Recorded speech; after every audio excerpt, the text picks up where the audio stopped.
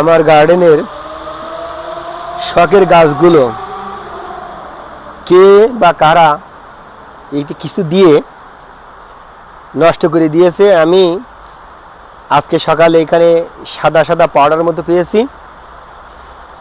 এটা রোদেও না, অন্য কিছুতেও না, আমি নিশ্চিত কে আমার গার্ডেনটা হিংসা করে নষ্ট করে দিয়েছে।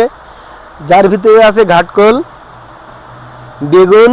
বেগুন কোনো ব্যাপার না, কিন্তু ঘাটকোলটা আমার অনেক শখের।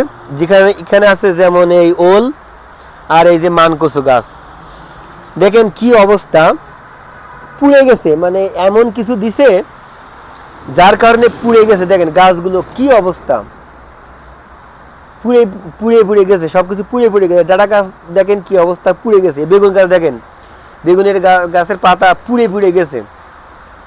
আমি তো আসলে কারোর কোনো ক্ষতি করি নাই, বা আমার তো তেমন কোনো শত্রু নাই, তাহলে কেন আমার গার্ডেনটা এমন হলো আমি বুঝতে পারছি না।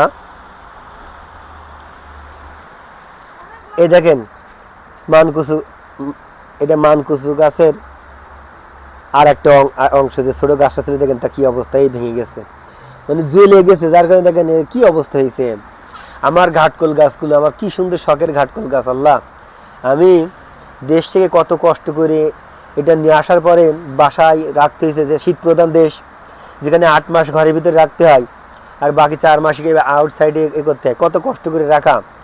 দেখেন কি অবস্থা করেছে আমার এই গাছ, এখানে কি একটা অবস্থা করেছে। আমার এত বড় ক্ষতি কে করলো।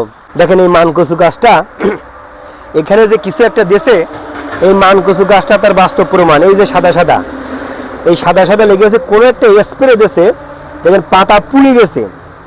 কি অবস্থা, রাতে দিয়েছে এই জিনিসটা, রাতে দিয়েছে, সকালে আমি এই জিনিসটা অনুভব করছি যে কি, যে এই জিনিসটা এমন হলো কেন।